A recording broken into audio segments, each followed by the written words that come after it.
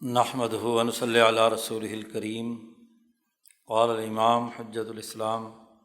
الشاہ ولی اللہ دہلوی: واعلم انہ مست الحاجۃ الی توقیت الاذکار۔ 10 بنیادی اذکار پیچھے بیان کیے ہیں، جو 4 بنیادی اخلاق کے حصول کے لیے بہت مفید ہے۔ شاہ صاحب نے فرمایا تھا شروع میں کہ احسان اور سلوک کے حصول کے لیے جو بنیادی معیار ہیں وہ 4 اخلاق ہیں۔ فطری اور طبی طور پر چاروں اخلاق موجود ہوں تو بہت اچھی بات ہے، اور اگر ان کے حصول میں رکاوٹ ہو، حجابات ہوں، تو انہیں دور کرنے کے لیے یہ 10 اذکار ہیں۔ اللہ کی تسبیح و تحمید سے لے کر نبی اکرم صلی اللہ علیہ وسلم پر درود شریف پڑھنے تک تمام استعاذہ، ادعیات وغیرہ وغیرہ، یہ اذکار متعین کیے ہیں۔ نبی اکرم صلی اللہ علیہ وسلم نے ان کے جو الفاظ ہیں وہ بیان کر دیے پیچھے۔ اب کسی بھی سسٹم میں اس بات کی بڑی ضرورت ہوتی ہے کہ اذکار کے لیے اوقات متعین کیے جائیں کہ کون سا کام، کون سا ذکر کس وقت کیا جانا ہے۔ تو الفاظ کون سے ادا کرنے چاہیے ان کو تو منضبط کر دیا پیچھے 10 میں، اور ان اذکار کے لیے اوقات کا تعین کیا جانا بھی ضروری ہے۔ تو یہاں سے شاہ صاحب بحث کر رہے ہیں کہ نبی اکرم صلی اللہ علیہ وسلم نے 24 گھنٹے کے مخصوص اوقات میں کچھ مخصوص دعائیں پڑھنے کے بارے میں ارشاد فرمایا ہے۔ اس کے لیے ایک علمی قاعدہ اور ضابطہ بیان کر رہے ہیں۔ یہ اگرچہ تفصیل کے ساتھ پیچھے بیان ہو چکا ہے سیاست ملیہ کے باب میں، کہ سیاست کا لازمی تقاضا یہ ہے کہ کاموں کے لیے اوقات متعین کیے جائیں۔ جب بھی کسی کو کوئی کام سپرد کیا جاتا ہے تو اس کے لیے وقت متعین کیا جاتا ہے۔ یہ سیاسی نظم و نسق کا بنیادی تقاضا ہے، مینجمنٹ کا تقاضا ہے۔ تو شاہ صاحب فرماتے ہیں جاننا چاہیے کہ ان اذکار کے اوقات متعین کرنے کی بھی ضرورت ہے، اگرچہ یہ ضرورت اس درجے میں نہیں ہے جس درجے میں فرائض اور واجبات کی ادائیگی کے لیے اوقات کا تعین ضروری تھا۔ یعنی جو علم الشرائع کے تحت نماز، روزہ، حج، زکوٰۃ کے جو متعین اوقات ہیں تو وہ تو نوامیس الہیہ ہیں، اللہ کی طرف سے نازل ہوئی ہیں، تو ان کی اوقات بھی اللہ کی طرف سے متعین ہے۔ یہ اذکار اگرچہ فرض تو نہیں ہیں، لیکن ان 4 اخلاق کے حصول کا ذریعہ ہیں جو لازمی اور ضروری ہیں اعمال شریعت کے نتیجے میں۔ اس لیے جملہ فرمایا وَلَوْ بِوَجْهٍ أَصْمَحَ مِن تَوْقِيتِ النَّوَامِيس، اگرچہ نوامیس یعنی جو فرائض کے اوقات مقرر کرنے کے مقابلے میں ان کے جو اوقات ہیں ان میں ایک وسعت ہے، اس میں ذرا کھلا پن ہے، یعنی بہت ہی متعین اور طے شدہ اور محدود وقت کے اذکار نہیں ہیں، بلکہ بس صبح شام مختلف جو اوقات آگے بیان کیے جا رہے ہیں ان میں کافی لچک ہے۔ تو اس لیے ان اوقات کا تعین کرنا ضروری ہے۔ وجہ کیا ہے، کیوں ضروری ہے؟ اذ لو لم توقت لتساہل المتساہل، کسی کام کا اگر وقت مقرر نہ کیا جائے تو جو سست لوگ ہوتے ہیں وہ مزید سست پڑ جاتے ہیں، چلو جی کر لیں گے کوئی بات نہیں۔ کام کا جب وقت متعین ہو تو ہر سست اور کاہل کو بھی اٹھ کر وہ کام کرنا چاہیے، کیونکہ وقت مقررہ پر کام کر لیں گے تو ٹھیک ہوگا۔ تو ایک تو جو متساہل ہے،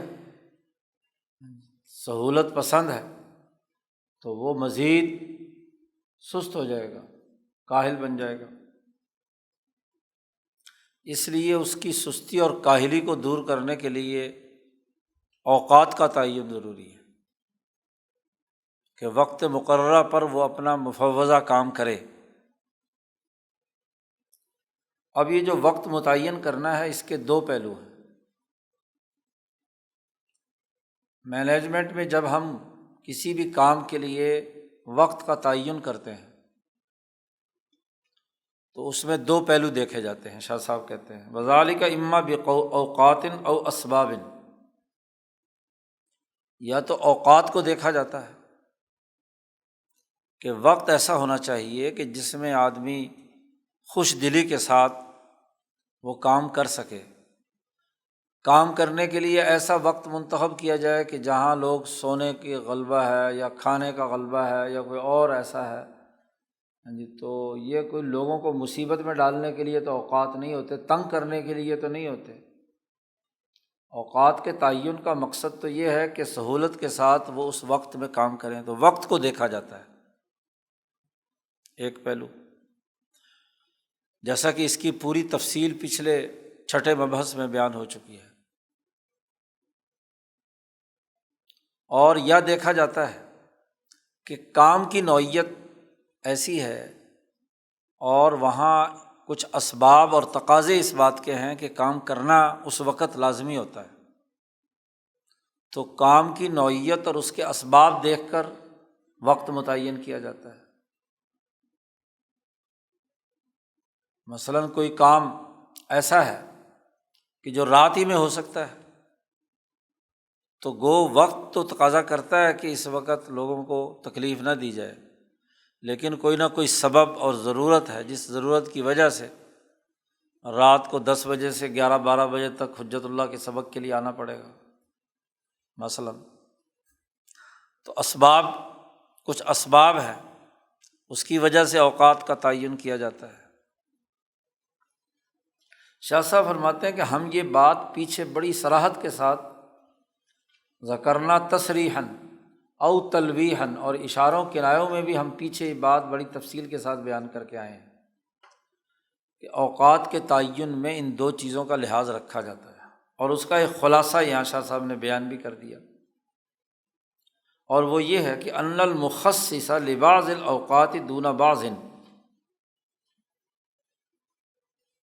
کسی وقت کو کسی کام کے لیے خاص کرنا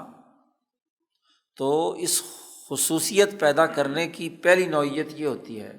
کہ اما ظہور الروحانیات فی، ذکر کا مقصد ہے اللہ سے تعلق قائم کرنا،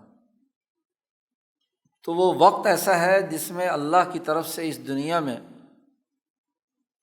روحانیت کا ظہور ہوتا ہے، جیسے صبح اور شام۔ وہاں پیچھے شاہ صاحب نے بات بیان فرمائی تھی کہ 24 گھنٹے میں اگر ہم تقسیم کریں تو طلوع آفتاب اور غروب آفتاب، اور اسی طرح زوال آفتاب اور رات 12 بجے، 4 اوقات کی بات کی تھی اگر پچھلی بحث یاد ہے، تو یہ وہ اوقات ہیں جن میں اللہ کی طرف سے روحانیت اور توانائی اس کرۂ ارض پر بکھرتی ہے۔ دن کا آغاز ہوتا ہے تو نورانیت اہل ارض کی طرف، زمین والوں کی طرف متوجہ ہوتی ہے، ایسے ہی رات کا اندھیرا چھاتا ہے اور سورج غروب ہوتا ہے، تو یہ غروب آفتاب کا بھی ایک وقت بدلنے، ایک وقت سے دوسرے وقت میں، تو اگلی رات کے جو اثرات اور نتائج ہیں اس کے ظہور کا وقت ہے، تو روحانیتوں کا ظہور ہوتا ہے جیسے صبح اور شام، یا وقت کو، کسی خاص وقت کو متعین کرنے میں دوسرا پہلو یہ پیش نظر ہوتا ہے کہ اللہ کے ذکر کرنے کے لیے ایسا وقت متعین کیا جائے کہ جب انسانی نفس پست قسم کی حالت اور رذیل قسم کی حالت سے اوپر اٹھا ہوا ہو، یعنی نہ شدید بھوک ہو، نہ کوئی پیاس، اور باقی ضروریات ایسے ہوں جو اس کے ذہن کو تشویش میں مبتلا کرے، پیٹ خالی ہو۔ جیسے کہ حالت تیقظ من النوم، آدمی سارا دن کا تھکا ہارا جب سوتا ہے تو نیند کے پورا کرنے سے اس کے جسم کی توانائی بحال ہو جاتی ہے، اور اس وقت اس کو ایسی کوئی خاص حاجت نہیں ہوتی کہ جس سے کوئی تشویش لاحق ہو۔ تو یہ جاگنے کے وقت انسان فریش ہوتا ہے، تو اس وقت جب وہ اللہ کا ذکر توجہ سے کرے گا تو اس کے اپنے فوائد اور ثمرات ظاہر ہوں گے۔ اور تیسری نوعیت جو ہم پیچھے بیان کر کے آئے ہیں، شاہ صاحب کہتے ہیں کہ آدمی ارتفاقات کی ذمہ داریوں سے فارغ ہو چکا ہو۔ بھئی اب جو سورج نکلنے کے بعد سے آدمی معاشی سرگرمی میں مصروف ہوتا ہے، فجر سے لے کر زوال آفتاب تک، یہ معاشی ارتفاقات، محنت مزدوری کا وقت ہے۔ اب اگر اس وقت پابند کیا جائے کہ بھئی تم فلانا ذکر کرو، فلانا ذکر کرو، تو پھر اس کی جو معاشی سرگرمیاں ہیں وہ متاثر ہوں گی۔ تو ارتفاقات معاشیہ سے فارغ ہو، اور ایسے ہی وہ احادیث دنیا کی باتوں سے بھی فارغ ہو چکا ہو، جو لین دین معاملات، لیکون، تاکہ وہ وقت جو ہے کل مسقلہ ہو، یعنی دن بھر کی جو ساری مصروفیتیں ہیں اس کی وجہ سے کچھ لوگوں کے میل جول سے، بات چیت اور گفتگو سے دل پر جو زنگ آ چکا ہے،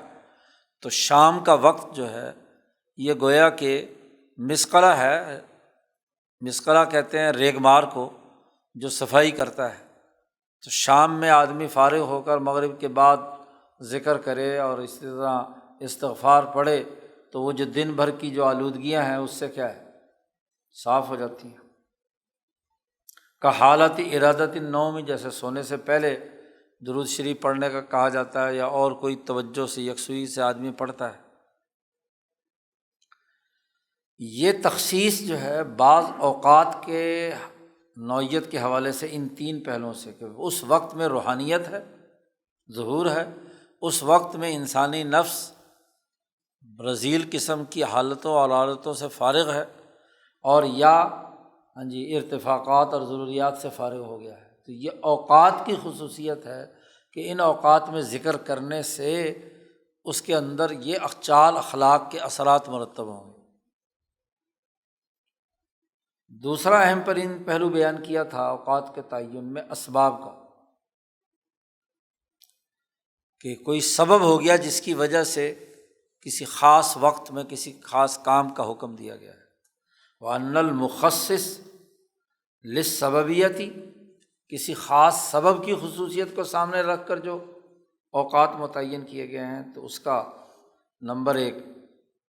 سبباً لنسیان ذکر اللہ، وہ وقت جس وقت ذکر کرنے کا حکم دیا ہے وہاں کوئی ایسا سبب ہو سکتا ہے جو انسان کو اللہ کا ذکر بھلا دے، تو اس اہم موقع پر اس کو ذکر کرنے کا حکم دیا گیا، تاکہ وہ جو بھلکڑ آدمی بھلا رہا ہے اللہ کے ذکر کو، وہ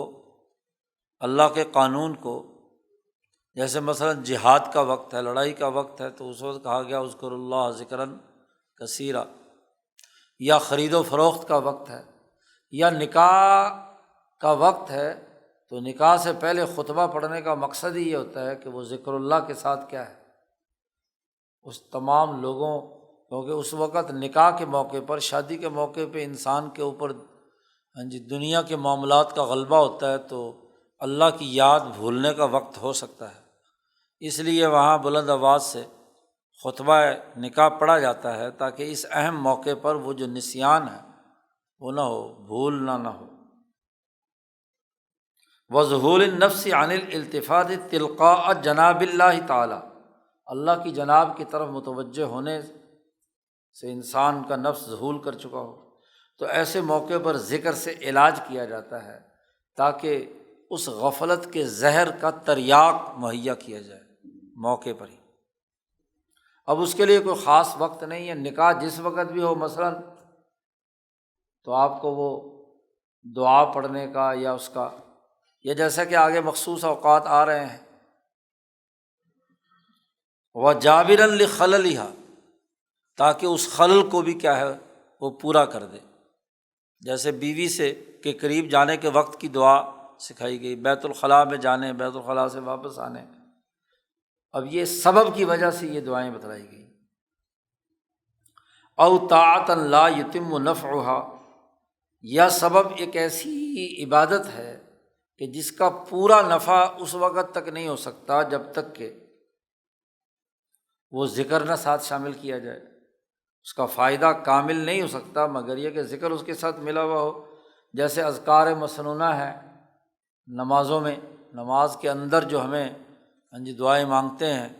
درود شریف ہے اور اس کے بعد اتحیات ہے، درود شریف ہے اور اس کے بعد، یا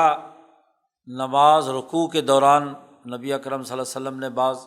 دعائیں سکھائیں، یا سجدے میں، یا قیام کی حالت میں، یا قومہ میں، یا جلسہ میں، اس میں بھی جو حضور نے دعائیں سکھلائی ہیں تو اس سے پورا نفع حاصل ہوتا ہے۔ تیسری ایک اور شکل بھی ہے کہ وہ حالت ایسی ہے کہ انسانی نفس کو اللہ کے خوف کا ملاحظہ کرانا ضروری ہے، اور اس کی سلطنت اور حکمرانی کی عظمت بٹھانا ضروری ہے۔ فإن هذه الحالہ، چونکہ یہ حالت انسانوں کو خیر کی طرف کھینچ کر لے جانے والی ہے، چاہے وہ جانتا ہو یا نہ جانتا۔ جیسے مثلاً کا ذکر الآیات، اذکار الآیات من الریح، تیز آندھی طوفان یا سورج گرہن چاند گرہن کا وقت ہو تو اس وقت کے جو اذکار بیان کیے گئے ہیں، تو چونکہ خوف کی حالت ہے جی، اس کے نقصانات انسانی جسم کو ہو سکتے ہیں، تو اس لیے اس وقت چاہے اس کو محسوس ہو یا نہ ہو، سورج گرہن کے وقت میں، چاند گرہن کے وقت میں دعائیں یا نماز نبی اکرم صلی اللہ علیہ وسلم نے سکھائیں۔ آندھی اور طوفان میں بھی آپ صلی اللہ علیہ وسلم، جیسا کہ آگے آ رہی ہیں دعائیں۔ یا ایسی حالت ہے کہ جس حالت میں نقصان پہنچنے کا اندیشہ ہے،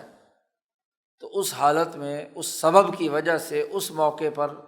وہ خاص دعا نبی اکرم صلی اللہ علیہ وسلم نے سکھلا دی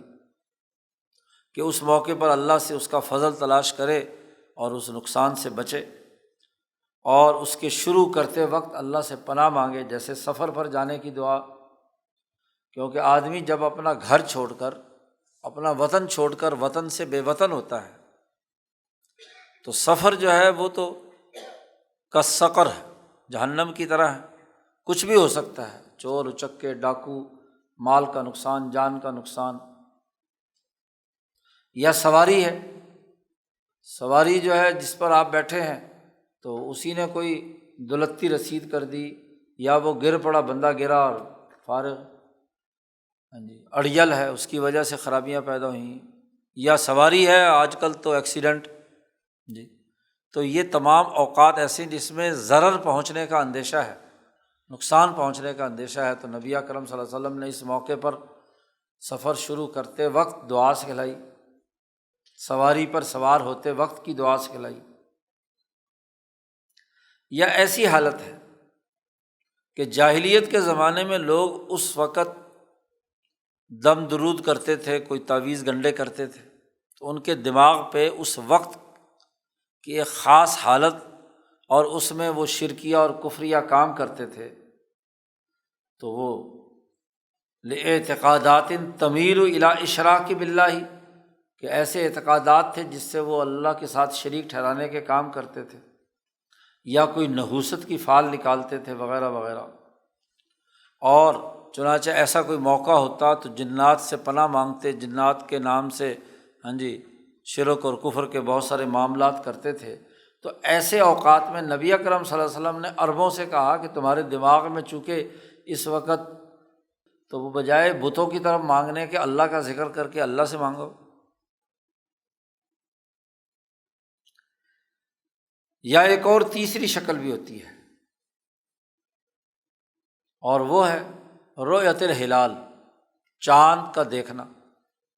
چاند، نیا چاند طلوع ہوا تو اس وقت بھی نبی اکرم صلی اللہ علیہ وسلم نے اس کے لیے دعا سکھلائی۔ یہ تین پہلو ہیں اوقات کے تعین کے سلسلے میں۔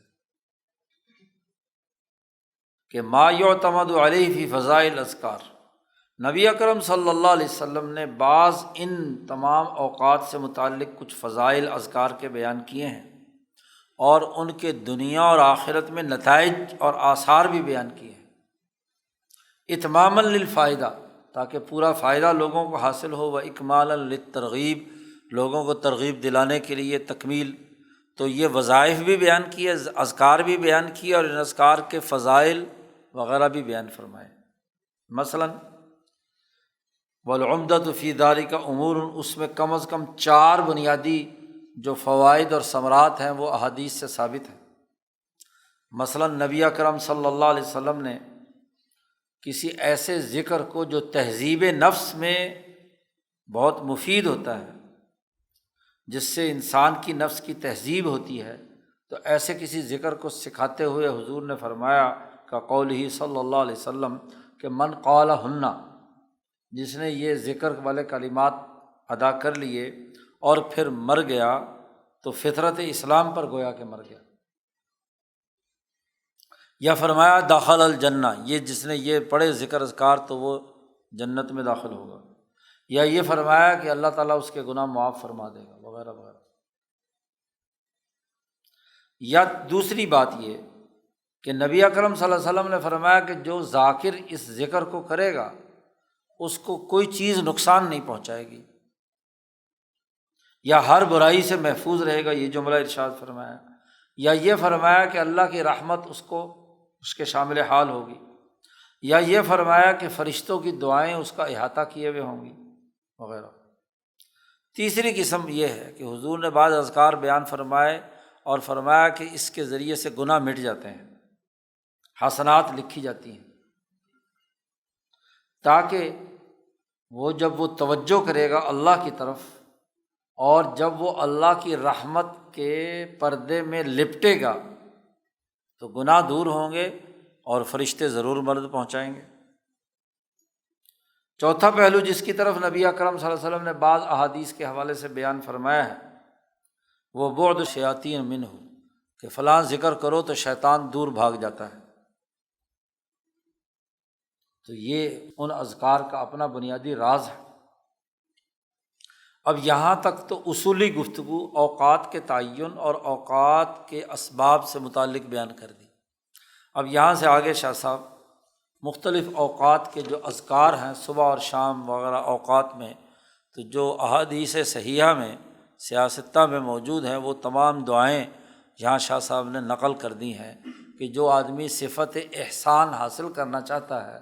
اس کو چاہیے کہ یہ دعائیں یاد کر لے، اور ان اوقات کے اندر مثلاً صبح کی 5-6 دعائیں ان میں سے کوئی ایک دعا یاد کر لے تو وہ پڑھ لیا کرے۔ نبی اکرم صلی اللہ علیہ وسلم نے خاص طور پر 3 اوقات میں اذکار بیان فرمائے ہیں اور مسنون طور پر حکم دیا ہے کہ انہیں کیا جائے۔ عند الصباح والمساء والمنام، 3 اوقات کون کون سے ہیں؟ صبح، شام اور رات کو سونے کا وقت۔ وَإِنَّمَا لَمْ يُوَقِّتْ الْيَقْظَةَ فِي أَكْثَرِ الْأَذْكَارِ، جاگنے کے وقت کہ اٹھتے ہی فوراً ذکر کرے تو کثرت سے وہ تو ذکر حضور نے نہیں بیان کیا، ایک آدھ دعا ہے، ہاں جی، اس لیے کہ وہ طلوع صبح کا وقت ہوتا ہے، اور ابھی جلدی اٹھتا ہے تو آدمی کو فوری طور پر نماز وغیرہ پڑھنا یہ بھی ایک ذکر ہے، ادھر اس کی طرف توجہ ہوتی ہے، تو اس کے لیے تو کوئی تفصیلی اذکار نبی اکرم صلی اللہ علیہ وسلم نے جاگنے کے وقت بیان فرمائے نہیں ہیں۔ صبح اور شام کے اذکار یہ آگے بیان کرتے ہیں جی، کوئی تقریباً صبح اور شام سے متعلق 11 جو اوراد و وظائف نبی اکرم صلی اللہ علیہ وسلم فرماتے تھے وہ بیان فرمائے ہیں۔ اللہم عالم الغیب والشہادہ، یہ دعا ہے نبی اکرم صلی اللہ علیہ وسلم کی کہ اے اللہ تو غیب و شہادت کا عالم ہے، فاطر السماوات والارض، آسمان و زمینوں کا پیدا کرنے والا ہے، تو رب ہے ہر چیز کا اور اس پر پورا پورا حکمران ہے۔ اشہد ان لا الہ الا انت، میں گواہی دیتا ہوں اے اللہ تیرے علاوہ کوئی خدا نہیں۔ اعوذ بک من شر نفسی، اے اللہ میں تیری پناہ میں آتا ہوں اپنے نفس کے شر سے، اور ومن شر الشیطان و شرکہ، اور شیطان کے شر سے اور اس کے جو کسی کام میں شریک ہونے سے متعلق تیری پناہ میں آتا ہوں۔ تو صبح اور شام دو اوقات میں یہ دعا نبی اکرم صلی اللہ علیہ وسلم سے منقول ہے۔ اسی طرح ایک دعا یہ شام سے متعلق ہے، یہ مسلم شریف کی روایت ہے، پہلی والی روایت ترمذی شریف کی تھی کہ امسینا و امسى الملک للہ، ہم نے رات کی، شام کی، اور اللہ کی جو پوری حکمرانی ہے،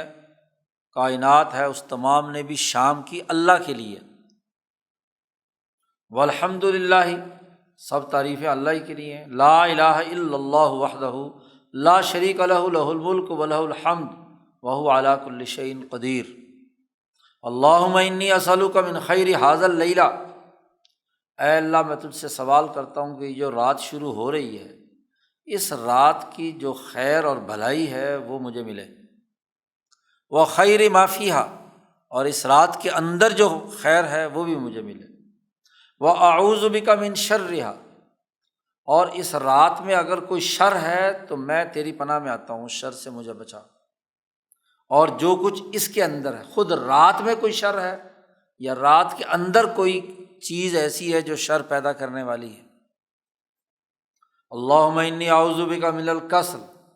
اے اللہ میں تجھ سے پناہ مانگتا ہوں سستی سے۔ رات چھاتی ہے، انسان پر سستی طاری آنا شروع ہو جاتی ہے، کسل سے، والحرم، بڑھاپے سے، وسوء الکبر، ایک حرم ہے، حرم کی جو مدت ہوتی ہے، بڑھاپا جو جسے کہنا چاہیے 50-60 سے لے کر 70-80 تک،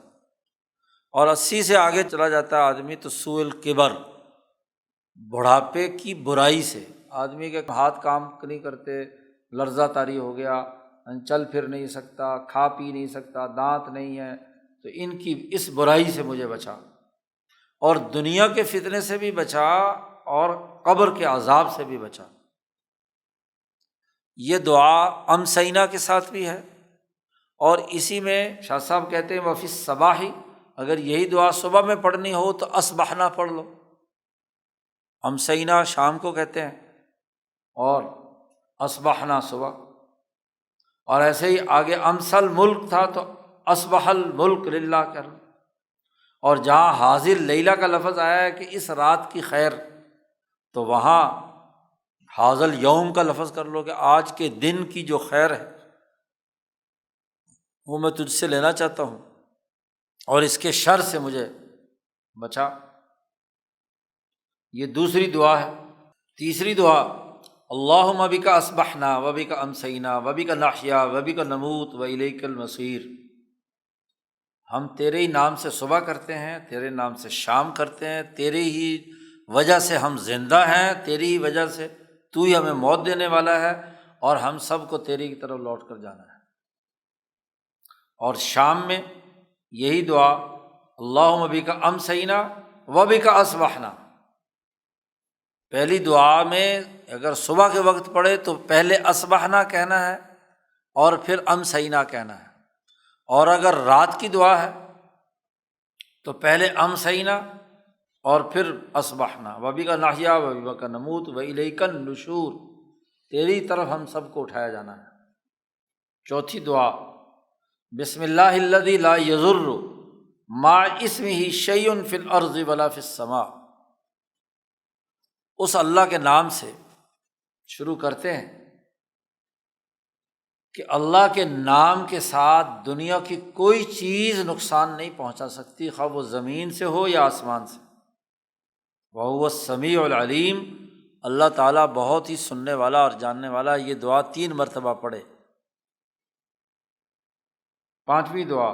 سبحان اللہ وبحمدہ ولا قوۃ الا باللہ وما شاء اللہ کان،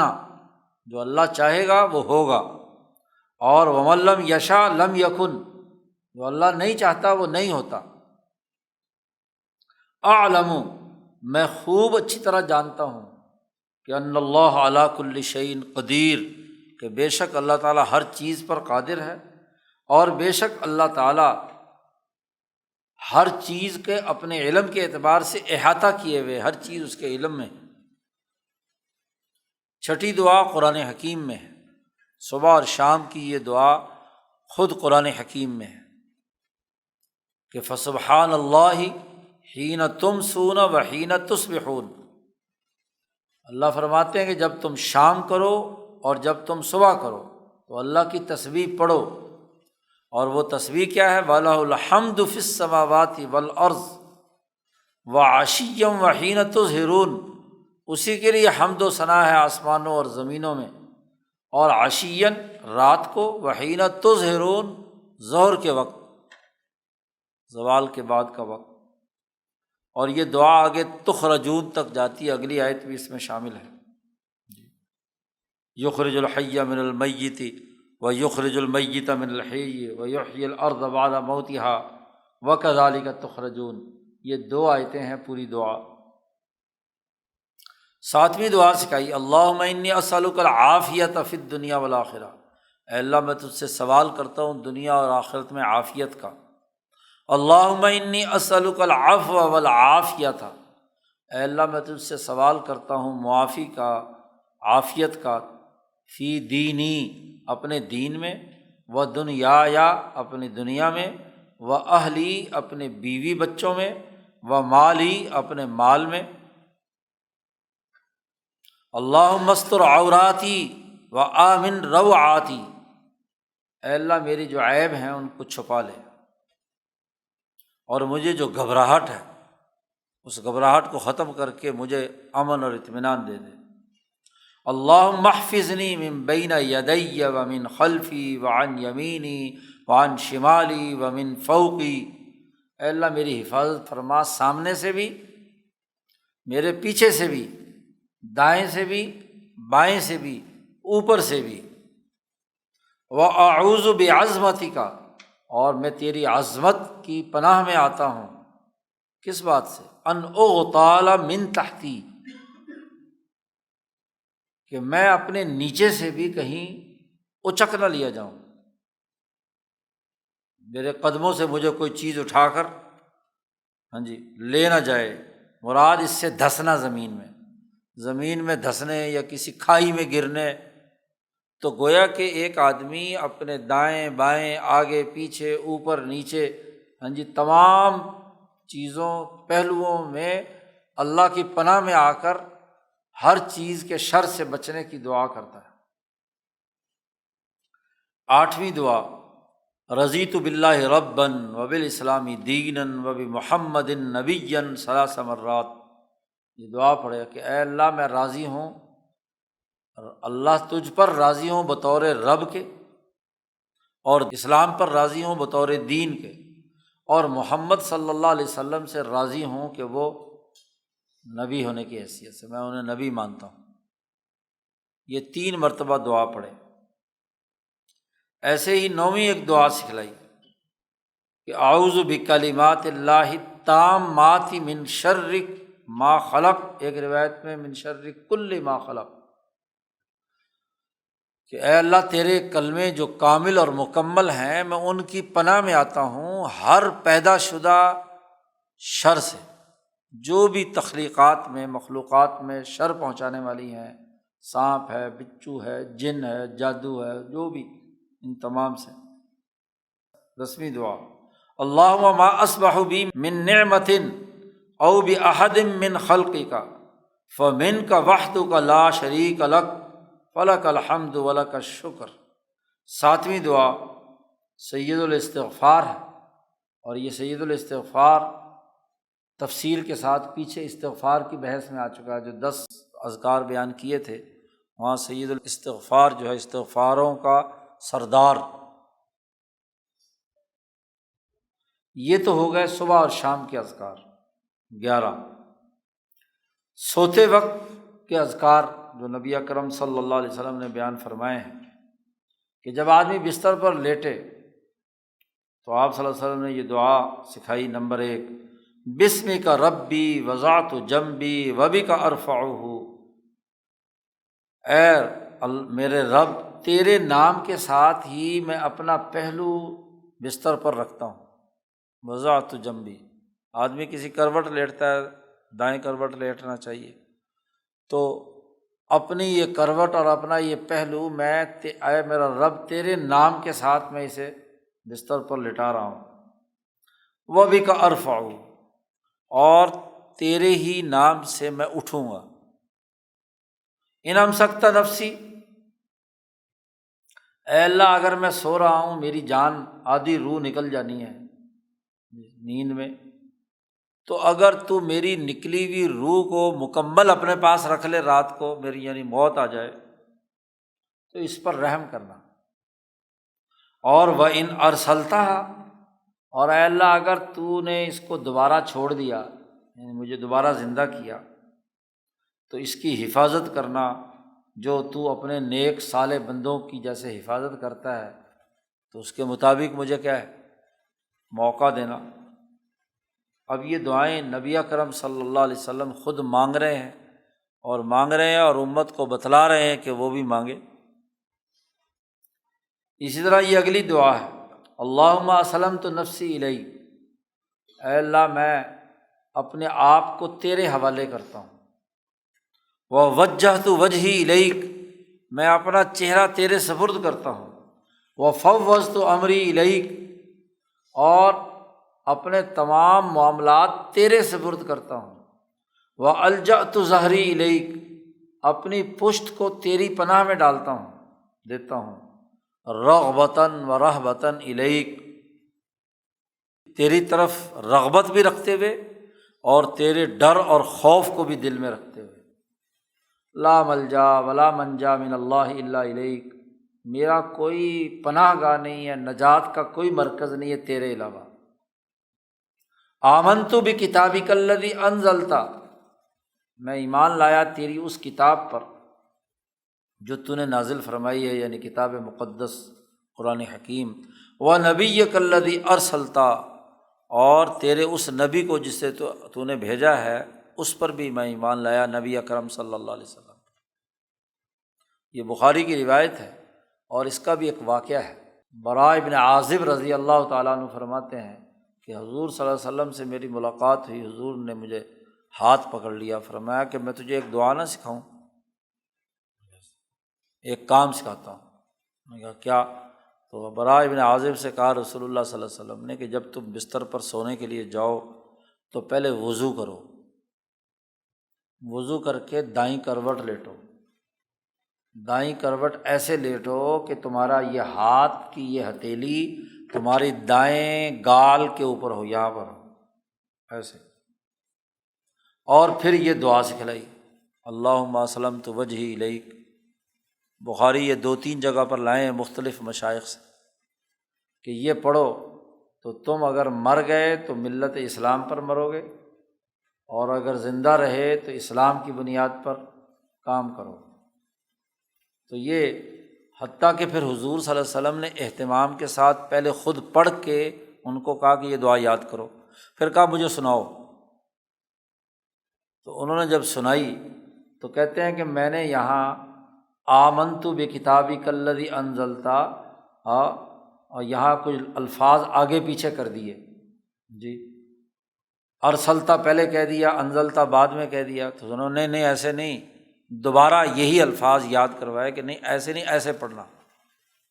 تو خود نبی اکرم صلی اللہ علیہ وسلم نے یہ دعا قرآن پاک کی طرح صحابہ کو سکھائی۔ اسی طریقے سے کھانے پینے کے وقت کی دعا، تو الحمد للہ الذی اطعمنا وسقانا وکفانا وآوانا فکم ممن لا کافی لہ ولا مووی، اللہ ہی کی تعریفیں ہیں جس نے رات کا کھانا کھلایا، پانی پلایا، اب ہمارے لیے کفایت کی، ہمیں ٹکانہ دیا، سونے کا بسترا دیا، اے اللہ تیری حمد ہے۔ اور وہاں حضور نے فرمایا کم ممن، کتنے ہی لوگ ہیں جن کو کوئی کفالت کرنے والا نہیں، کفایت کرنے والا نہیں، اور کتنے ہی لوگ ہیں جن کے پاس کوئی بسترا نہیں ہے، کوئی ٹھکانہ نہیں ہے جہاں وہ آرام سے سو سکیں۔ تو تو نے مجھے عطا کیا ہے، تو تیرے اے اللہ تیرا لاکھ لاکھ شکر۔ اسی طرح نبی اکرم صلی اللہ علیہ وسلم نے تسبیحات سکھائیں کہ سبحان اللہ کی تسبیح پڑھو 33 مرتبہ، الحمدللہ 33 مرتبہ، اور اللہ اکبر 34 مرتبہ۔ اس کو حضرت فاطمہ کو سکھایا، حضرت علی کو سکھایا، اور لوگوں کو سکھایا۔ اسی طرح 5ویں دعا، اللہم قنی عذابک یوم تبعث عبادک، اے اللہ مجھے اپنے اس عذاب سے بچانا جب تو اپنے بندوں کو اٹھائے گا، 3 دفعہ۔ 6ٹھی دعا، اللہم انی اعوذک بوجہک الکریم، اے اللہ میں پناہ میں آتا ہوں تیرے معزز چہرے اور وکلماتک التامہ، اور تیرے کامل کلمات، من شر ما انت آخذ بناصیتہ، ہر اس شر سے کہ جن کی پیشانی تو پکڑنے والا ہے۔ اللہم انت تکشف المغرم والمأثم، اے اللہ تو ہی قرضوں کا بوجھ اتارنے والا ہے، کھولنے والا ہے، گناہوں سے بچانے والا ہے۔ اللہم لا یہزم جندک، اے اللہ اپنے لشکر کو شکست مت دینا۔ یہ تیرا لشکر ہے، صحابہ کا، دشمن کے مقابلے پر نبی اکرم صلی اللہ علیہ وسلم جب اتارتے تھے تو اپنے لشکر کو شکست نہ دینا۔ ولا یخلف وعدک، تیرا وعدے کی خلاف ورزی نہیں ہوگی۔ ولا ينفع ذا الجد منک الجد، تیرے مقابلے میں کوئی نفع نہیں پہنچا سکتا۔ سبحانک و بحمدک، تسبیح ہے تیری ہی، تحمید ہے۔ 7ویں دعا، اے اللہ جو آسمانوں کا رب ہے، زمین کا رب ہے، ہر چیز کا رب ہے، دانے کو پھاڑنے والا تو ہی ہے، گٹھلی کو پھاڑ کر درخت نکالنے والا بھی تو ہی ہے۔ منزل التوراۃ والانجیل والقرآن، اے اللہ تو ہی تورات نازل کرنے والا ہے، تو نے ہی انجیل نازل کی ہے، تو نے ہی قرآن نازل کیا ہے۔ اعوذ بک من شر کل ذی شر، میں پناہ میں آتا ہوں تیری ہر شر والی چیز سے، کہ انت آخذ بناصیتہ، کہ اس شر والی چیز کی پیشانی تیرے قبضے میں ہے۔ انت الاول فلیس قبلک شیء، تو تمام میں سب سے پہلے ہے اور تجھ سے پہلے کوئی چیز نہیں ہے۔ اے اللہ تو آخر ہے اور تیرے بعد بھی کوئی چیز نہیں ہے۔ وانت الظاہر، تو ہی ظاہر اور غالب ہے،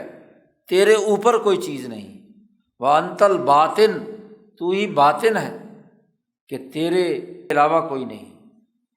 یہ ساری دعائیں مانگنے کے بعد نبی اکرم صلی اللہ علیہ وسلم نے سکھایا کہ اقض عنی الدین، قرضہ جو میرے ذمے ہے اس کو میری طرف سے ادائیگی کا بندوبست فرما۔ واعذنی من الفقر، اور مجھے بھوک اور فقیری کے عذاب سے بچا۔ 8ویں دعا، بسم اللہ وضعت جنبی للہ،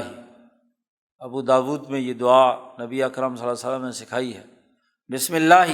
وضعت جنبی للہ، اللہ کے نام کے ساتھ ہی میں اپنا پہلو اے اللہ تیرے لیے ہی زمین پر رکھ رہا ہوں، بستر پر۔ اللہم اغفر لی ذنبی، اے اللہ میرے گناہ معاف فرما دے۔ واخسأ شیطانی، اور یہ جو میرا شیطان، ہر انسان کے ساتھ ایک شیطان ہوتا ہے، نبی اکرم صلی اللہ علیہ وسلم نے بھی دعا فرمائی کہ میرے شیطان کو ذلیل فرما دے، وہ مجھ پر اثر انداز نہ ہو۔ اور وہ فک ریحانی، اور میرے لیے جو جو غلط چیزوں کا میدان وسیع ہوا ہوا ہے اسے توڑ دے۔ شیطان کا جو ادھر ادھر دوڑنا ہے سسٹم ہے، یہ فک کل نظام اسی سے ہی ہے، فک کا امر ہے یہ، کہ تو یہ اس کو ختم کروا دے، جو میرے اوپر جال وال شیطان نے اگر کوئی بنا رکھا ہے اس کو دور کر دے، میرے نفس کو نجات دے دے۔ وَاجْعَلْنِي فِي النَّدِيِّ الْأَعْلَىٰ، اور مجھے ندی اعلیٰ کے اندر پہنچا دے، ملأ اعلیٰ میں۔ یہ 3 جملے ہیں جو مالا اعلیٰ کے لیے نبی اکرم صلی اللہ علیہ وسلم نے استعمال فرمایا، مالا اعلیٰ کا لفظ تو قرآن نے استعمال فرمایا ہے، اور اس کی جگہ پر حضور صلی اللہ علیہ وسلم نے الندی الاعلیٰ بھی ایک جگہ استعمال کیا ہے، اور ایک جگہ پر ایک اور لفظ بھی استعمال کیا ہے حضرت القدس کے حوالے سے۔ تو یہ دعا میں نبی اکرم صلی اللہ علیہ وسلم، ندی کہتے ہیں اصل میں مجلس کو، دار الندوہ جیسے ندوہ مجلس مشاورت، تو ندی مجلس، تو اعلیٰ جو مجلس ہے کائنات کی یعنی مالا اعلیٰ، تو مجھے وہاں شامل کر دے۔ آپ صلی اللہ علیہ وسلم کی دعا ہے۔ 9ویں، الحمد للہ الذی کفانی و آبانی و اطعمنی و سقانی، سب تعریفیں اسی اللہ کے لیے ہیں جس نے مجھے کفایت کیا، مجھے ٹکانہ دیا، مجھے کھانا کھلایا، مجھے پانی پلایا۔ والذی من علی فافضل، وہ ذات جس نے مجھ پر بڑا احسان کیا اور مجھے فضیلت عطا فرمائی۔ والذی اعطانی فاجزل، اس ذات کی تعریفیں ہیں جس نے مجھے مال عطا کیا اور خوب دیا۔ الحمد للہ علی کل حال، ہر حالت میں اللہ کی تعریف۔ اللہم رب کل شیء و ملیکہ، ہر چیز کا رب اور اس کی حکمرانی اسی کے قبضے میں ہے۔ و الہ کل شیء، ہر چیز کا خدا۔ اعوذ بک من النار، میں تجھ سے پناہ مانگتا ہوں جہنم کی آگ سے۔ 10ویں ایک دعا اور بھی، نبی اکرم صلی اللہ علیہ وسلم جب سونے کے لیے لیٹتے تھے تو جمع کفیہ، دونوں ہاتھ ایسے جمع فرماتے تھے، جمع کفیہ، اور اس کے بعد فقرأ فیہما، پھر یہ 3 قل جو ہیں، قل هو اللہ احد، قل اعوذ برب الفلق، قل اعوذ برب الناس، یہ حضرت عائشہ صدیقہ کی روایت ہے کہ حضور صلی اللہ علیہ وسلم سونے سے پہلے بیٹھ کر یہ تینوں قل پڑھتے تھے اور پھر پھونک مارتے تھے۔ ثم مسح بہما،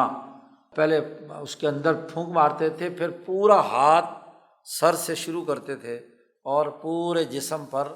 کوئی جگہ ایسی نہیں رہتی تھی۔ مستطاع من جسدہ، الفاظ حضرت عائشہ کے ہیں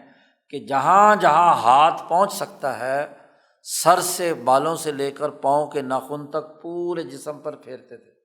اپنے پورے جسم پر، گویا کہ ایک قسم کی حفاظت کے لیے، ٹانگوں پہ، ہاتھوں پہ، بازوؤں پہ، سر پہ، چہرے پہ، آگے پیچھے۔ یہ آپ صلی اللہ علیہ وسلم کا معمول تھا۔ حضرت عائشہ صدیقہ فرماتی ہیں کہ حضور صلی اللہ علیہ وسلم جب بھی سونے کے لیے لیٹتے تو تینوں قل پڑھ کے اپنے پورے جسم پر ہاتھ پھیرتے تھے، ہاتھوں پر دم کر کے۔ 11ویں دعا ہے قرأ آیت الکرسی۔ آیت الکرسی بھی نبی اکرم صلی اللہ علیہ وسلم کثرت سے پڑھتے تھے، بخاری کی روایت ہے۔ یہ وہ اذکار ہے جو صبح شام اور سونے کے 3 اوقات سے متعلق ہے۔ یہ تو وہ ہیں جو ان تینوں اوقات میں اوقات کی وجہ سے ہیں، اور اسباب کی وجہ سے جو دعائیں ہیں وہ آگے آ رہی ہیں۔ شاہ صاحب فرماتے وسن رسول اللہ صلی اللہ علیہ وسلم، نبی اکرم صلی اللہ علیہ وسلم نے مسنون دعاؤں میں رسول اللہ صلی اللہ علیہ وسلم نے مختلف اوقات اور احوال کے حوالے سے بھی دعائیں سکھائی ہیں۔ جس آدمی نے شادی کی ہو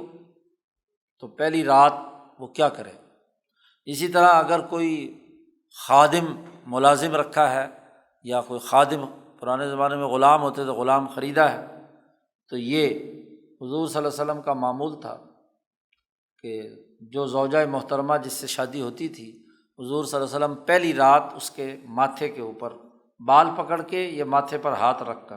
یہ دعا پڑھتے تھے، اللہم انی اسألک خیرہا، اے اللہ میں تجھ سے سوال کرتا ہوں اس کے اندر جو بھلائی ہے وہ مجھے حاصل ہو،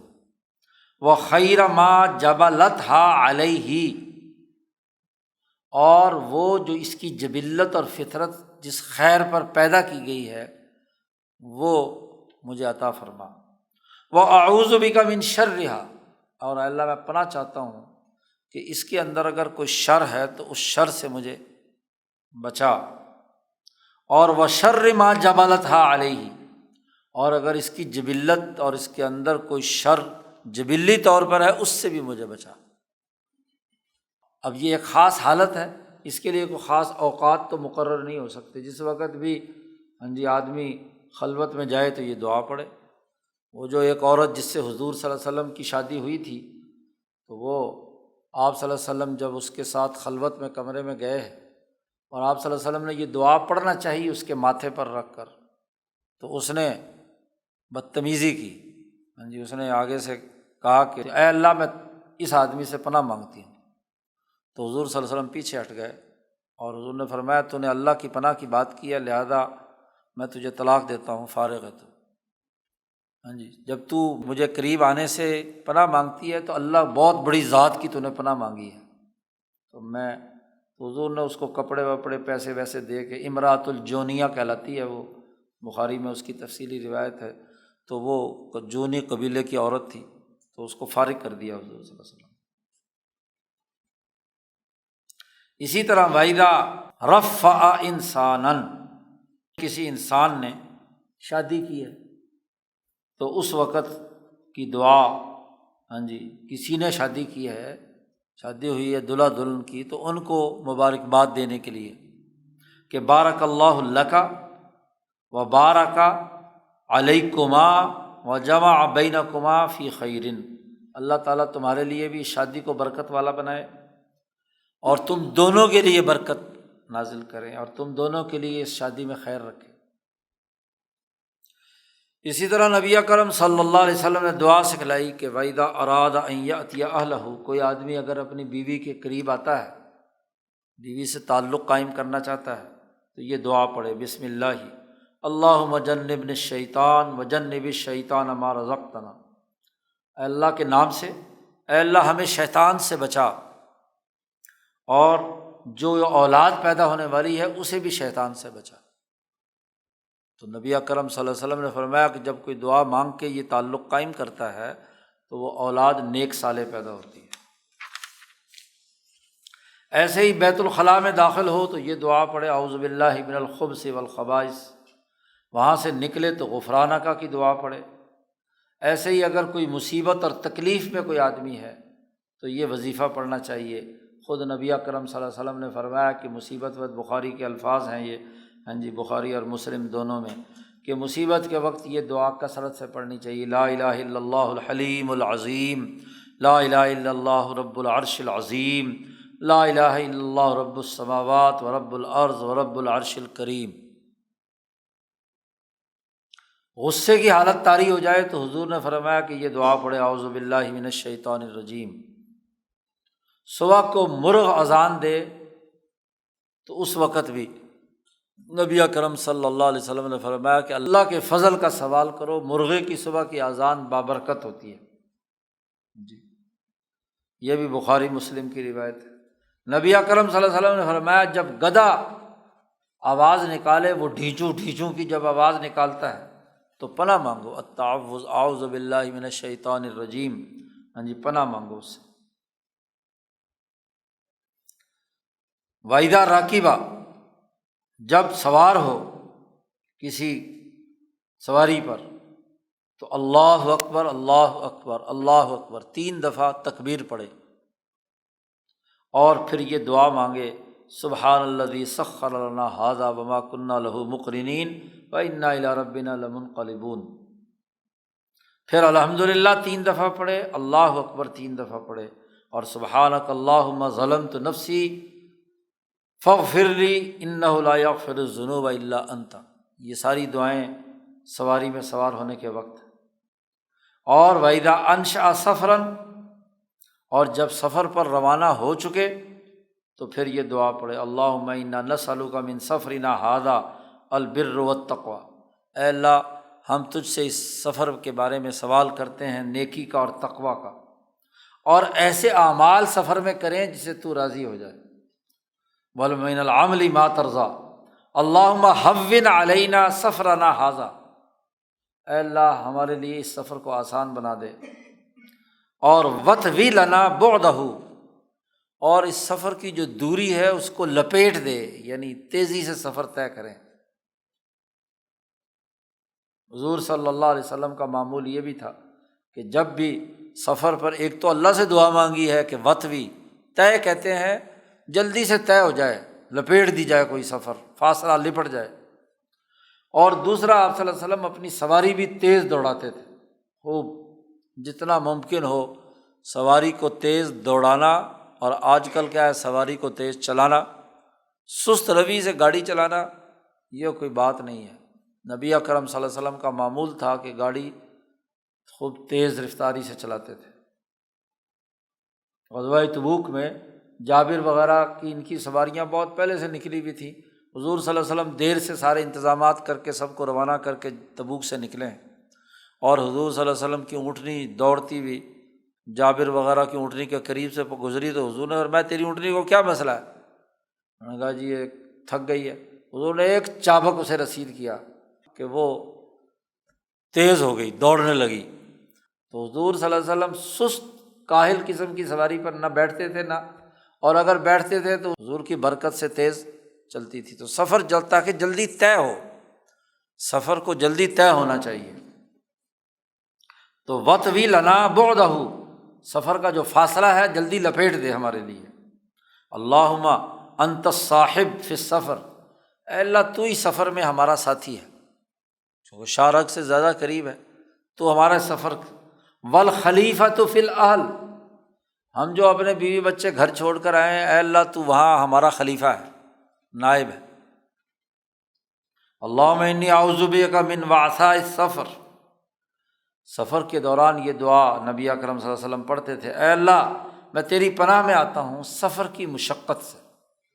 سفر بہرحال جیسا بھی ہو اس کی ایک تھکاوٹ اور اس کی ایک مشقت۔ وکآبۃ المنقلب، ایسا منظر جو تکلیف دہ ہے، تو تکلیف دہ منظر سے کیا ہے، میں تیری پناہ میں آتا ہوں۔ اور وسوء المنظر فی المال والاہل،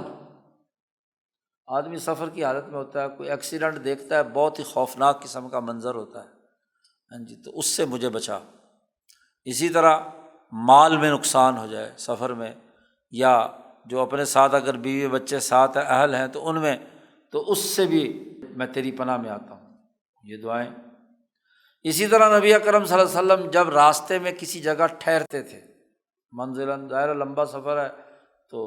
رات کے وقت کہیں نہ کہیں قیام ہوتا تھا، تو جہاں منزل پر ٹھہرتے تھے وہاں کی بھی کئی دعائیں ہیں جو نبی اکرم صلی اللہ علیہ وسلم نے سکھائیں۔ نمبر 1، اعوذ بکلمات اللہ التامۃ من شر ما خلق، یہ دعا پیچھے بھی گزری ہے کہ میں پناہ مانگتا ہوں اللہ کے تمام کلمات سے ہر چیز کے شر سے۔ اور ایک یہ کہ جس زمین پر اترتے تھے تو اس زمین کو خطاب کر کے یہ دعا پڑھتے تھے، یا ارض، اے زمین، ربی و ربک اللہ، میرا رب بھی اور تیرا رب بھی اللہ ہے۔ اعوذ باللہ من شرک، میں اللہ کی پناہ میں آتا ہوں تیرے شر سے، زمین کو مخاطب کر کے، جہاں بھی جس زمین پر، و شر ما فیک، اور تیرے پیٹ کے اندر جو کچھ شر ہے میں اس سے بھی پناہ مانگتا ہوں، اور و شر ما خلق فیک، تیرے اندر جو مخلوق بھی شر والی پیدا کی گئی، تیرے پیٹ میں جانور ہیں، ہاں جی، کوئی موذی چیزیں ہیں، ان سے بھی۔ و شر ما یدب علیک، اور تم پر جو جانور، شریر قسم کے جانور تیری تو زمین پر پھر رہے ہیں، اس کے شر سے بھی۔ وَأَعُوذُ بِاللَّهِ مِنْ أَسَدٍ وَأَسْوَدَ مِنْ أُسُدٍ، شیروں سے، جنگل ہے، اور سیاہ سے مراد یہاں سانپ، من الحیۃ والعقرب، بچھو اور سانپ سے۔ وَمِنْ شَرِّ ساکن البلد، اور اس شہر میں رہنے والے جو شریر لوگ ہیں ان سے بھی۔ اور وَمِنْ وَالِدٍ وَمَا وَلَد، شیطان سے بھی اور شیطان کی اولاد سے بھی، کیونکہ ایک نئی جگہ پر اترے ہیں، نئے شہر کے مسافر ہیں، تو آپ صلی اللہ علیہ وسلم یہ وہاں دعا پڑھتے تھے، یا راستے میں کہیں اترے ہیں، ہاں جی، وضو وغیرہ کے لیے، باقی اپنی ضروریات کو پورا کرنے کے لیے، تو وہاں بھی۔ وَإِذَا أَسْحَرَ فِي سَفَرٍ، نبی اکرم صلی اللہ علیہ وسلم سفر میں جب صبح کرتے تو سمع سامع بحمد اللہ، سننے والا سنتا تھا اللہ کی حمد، اور وحسن بلائہ علینا، و ربنا صاحبنا و افضل علینا عائذا باللہ من النار، جی اس کی مصیبتوں سے بچا، اللہ کی حمد و ثنا اور اللہ کی پناہ میں آنا ہے جہنم سے۔ اسی طرح جب سفر سے واپس اپنے گھر آتے تھے، وَإِذَا قَفَلَ، تو واپسی میں ہر بلندی جو زمین کی پہاڑیاں، چٹانیں یا کوئی ٹیلے ویلے آتے تھے تو بلند آواز سے تکبیر پڑھتے تھے 3 دفعہ، اور پھر یہ دعا پڑھتے تھے، یعنی جہاں سے اپنی بستی شہر نظر آنا شروع ہوا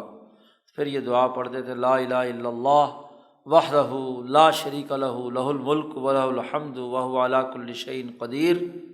عام طور پر جہاد اور غزوات سے واپسی ہوتی تھی تو فرماتے تھے آئبون تائبون عابدون ساجدون لربنا حامدون، واپس لوٹ آئے ہیں ہم، توبہ کرنے والے ہیں، عبادت کرنے والے ہیں، اپنے رب کے سامنے سجدہ کرنے والے ہیں، رب کی تعریف اور تحمید کرنے والے ہیں، اور صدق اللہ وعدہ، اللہ نے اپنا وعدہ سچا کر دکھایا۔ جتنی غزوات میں آپ شریک ہوئے ہیں تو ان میں آپ کو کامیابی ملی ہے، تو اس کا ذکر فرماتے تھے، وَنَصَرَ عَبْدَهُ، اور اللہ نے اپنے بندے کی مدد فرمائی، وَهَزَمَ الْأَحْزَابَ وَحْدَهُ، اور ساری سامراجی طاغوتی قوتوں کو شکست دی اس اکیلی ذات نے۔ اور جب کافروں پر بد دعا کرتے تھے تو بد دعا کے بھی یہ الفاظ ہیں، نمبر 1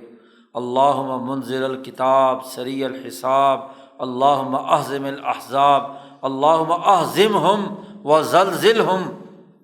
اے اللہ تو ہی کتاب نازل کرنے والا ہے، جلد حساب لینے والا ہے، اے اللہ ان پارٹیوں کو، جماعتوں کو شکست عطا فرما اور ان کو شکست دے اور ان کو جھٹکے لگا، زلزلہم۔ یہ دوسری دعا، اللہم انا نجعلک فی نحورہم ونعوذ بک من شرورہم، ان کے شرور سے ہم پناہ مانگتے ہیں، ان کے ارادوں سے ہم کیا ہے، الگ ہوتے ہیں۔ تو واضح طور پر نبی اکرم صلی اللہ علیہ وسلم نے دعائیں سکھائیں۔ اسی طرح یہ دعا، اللہم انت عضدی و نصیری بک اصول و بک احول و بک اقاتل، یہ روایت پیچھے گزر چکی ہے۔ جب کسی قوم کی مہمانی ہوتی اور وہ مہمانی کھانا وانا دیتی تو ان کے لیے دعا فرماتے تھے، اللہم بارک لہم فیما رزقتہم، اے اللہ ان کے رزق میں برکت عطا فرما، ان کو معاف فرما، ان پر رحم فرما۔ چاند دیکھتے تھے تو یہ دعا پڑھتے تھے، اللہم اہلہ علینا بالامن والایمان والسلامۃ والاسلام ربی وربک اللہ۔ اسی طرح جب کسی آدمی کو کسی مصیبت میں مبتلا دیکھتے تھے، تکلیف میں یا کسی اور اللہ کی طرف سے آزمائش میں ہے تو اس پر یہ دعا پڑھتے تھے، الحمدللہ الذی عافانی مما ابتلاک بہ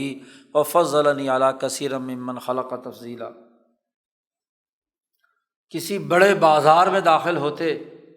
تو یہ دعا پڑھتے تھے، لا الہ الا اللہ وحدہ لا شریک لہ لہ الملک ولہ الحمد یحیی و یمیت وہو حی لا یموت بیدہ الخیر وہو علی کل شیء قدیر۔ کسی مجلس جس میں کوئی ادھر ادھر کی فالتو باتیں ہو گئیں، تو وہاں جب اس مجلس کو ختم فرماتے تھے تو مجلس کے اختتام پر یہ دعا پڑھتے تھے، سبحانک اللہم و بحمدک اشہد ان لا الہ الا انت استغفرک و اتوب الیک۔ جب کسی آدمی کو رخصت کرتے تھے، کوئی آدمی آیا ہوا ہے اس کو واپس جانا چاہ رہا ہے تو رخصت کرتے وقت کی دعا، دین تیری امانت اور تیرے آخری عمل، اس کو اللہ کے سپرد کرتے ہیں۔ وَزَوَّدَكَ اللَّهُ التَّقْوَىٰ، اللہ تعالیٰ تجھے مزید تقویٰ میں اضافہ کرے، تیرے گناہوں کو معاف فرمائے اور تیرے لیے خیر کے فیصلے کرے، حیث ما کنت، جہاں بھی تو ہو تجھے اللہ تعالیٰ خیر کے معاملات تیرے ساتھ کرے۔ تیسری دعا کہ جب وہ سفر پر روانہ ہونے والا ہے، کسی کو روانہ کر رہے ہیں تو یہ دعا پڑھتے تھے، اللہم اطوی لہ البعد، یہ جو اس کی مسافت ہے اس کو لپیٹ دے، یعنی جلدی گھر پہنچ جائے یہ، وہون علیہ السفر، اور اس کے لیے سفر آسان بنا دے۔ حضور صلی اللہ علیہ وسلم جو اپنے گھر سے باہر نکلتے تھے تو یہ دعا پڑھتے تھے،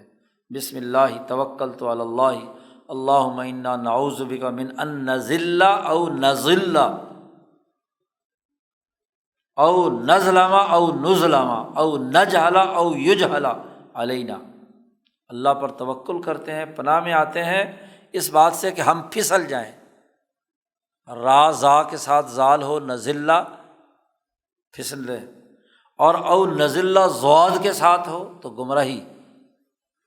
سے ہم پناہ مانگتے ہیں۔ ہم کسی پر ظلم کریں یا کوئی ہم پر ظلم کرے، اس سے بھی پناہ مانگتے ہیں،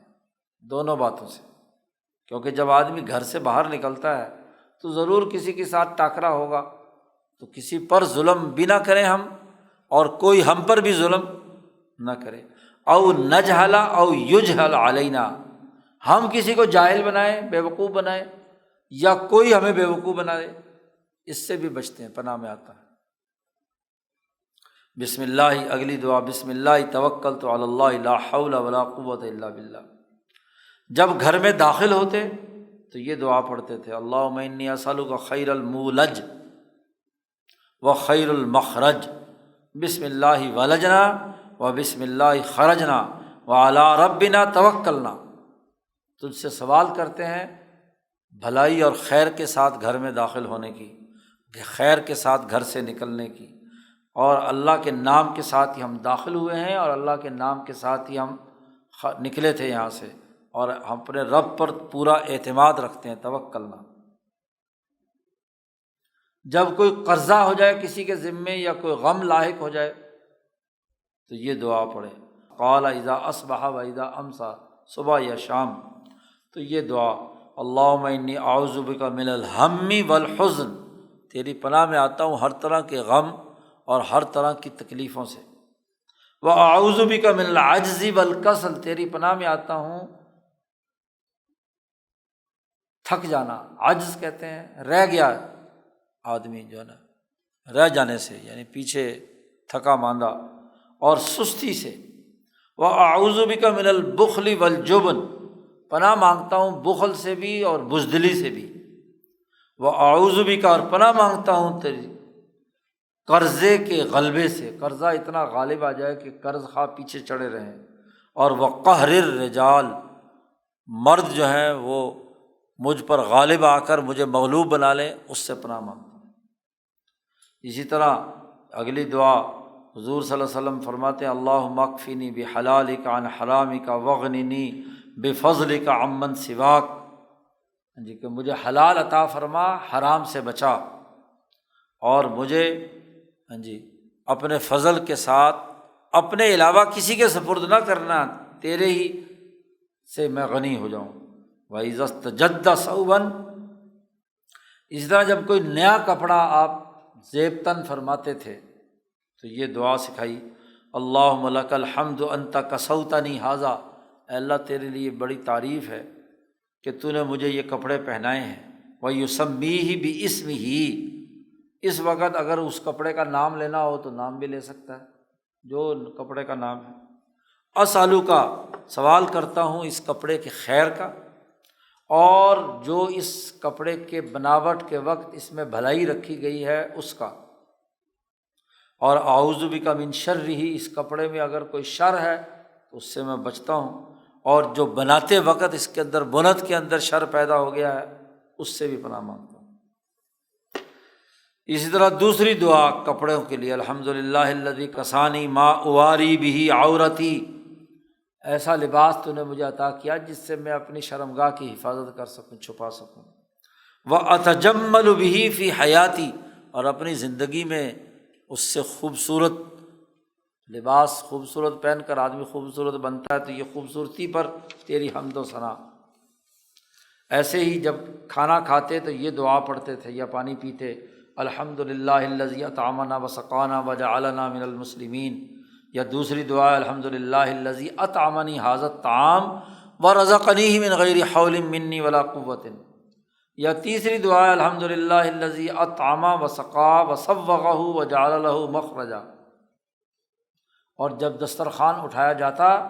تو یہ دعا پڑھتے، الحمدللہ حمدا کثیرا طیبا مبارکا فیہ غیر مکفی ولا مودع ولا مستغن عنہ ربنا۔ جب مسجد کی طرف روانہ ہوتے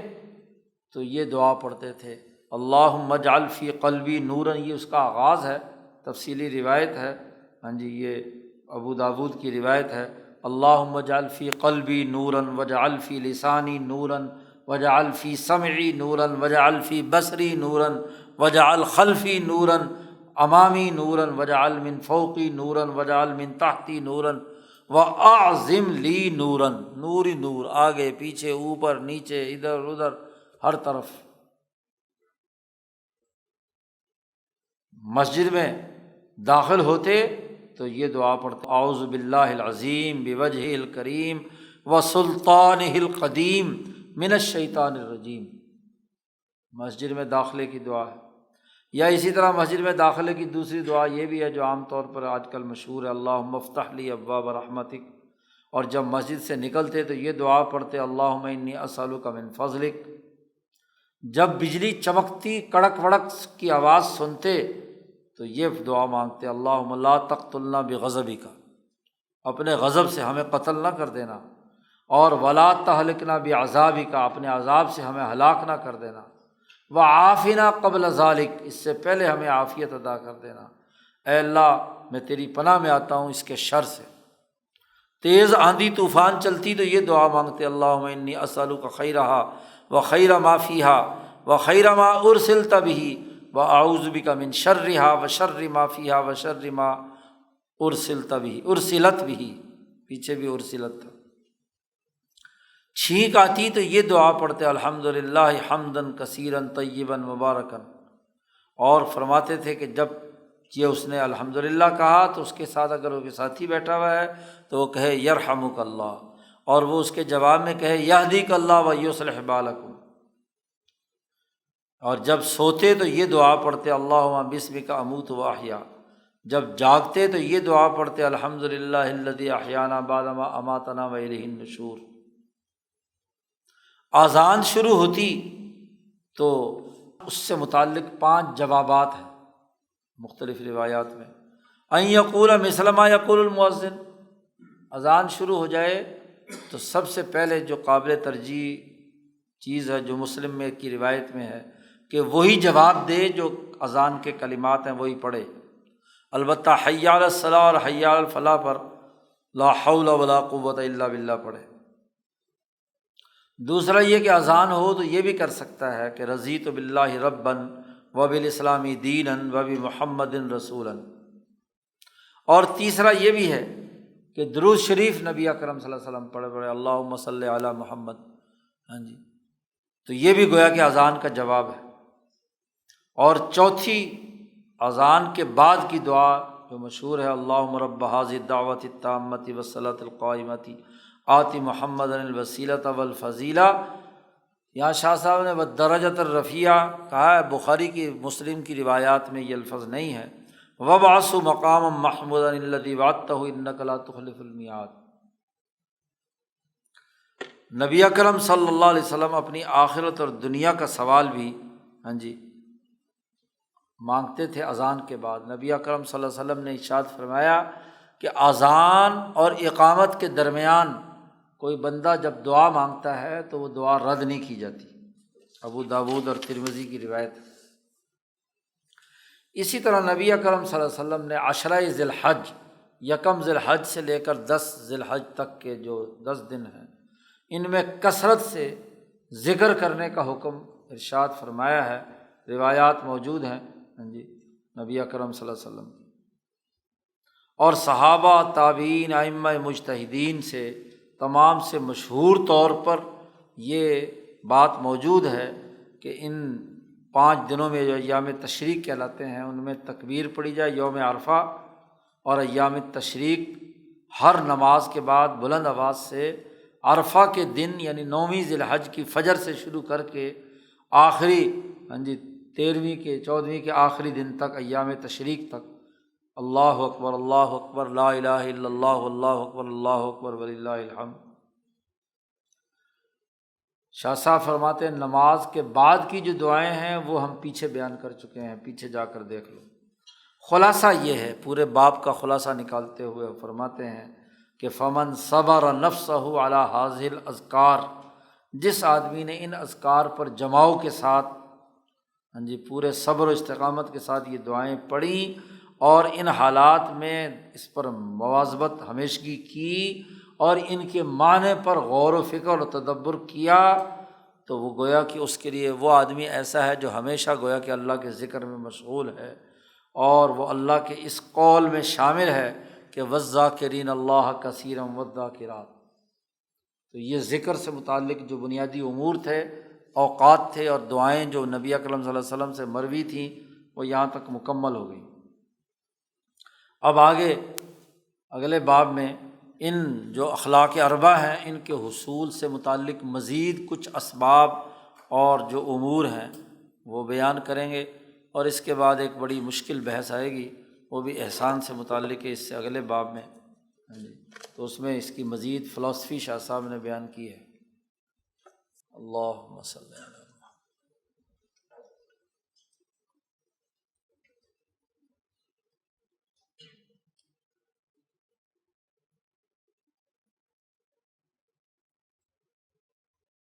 اجمعین۔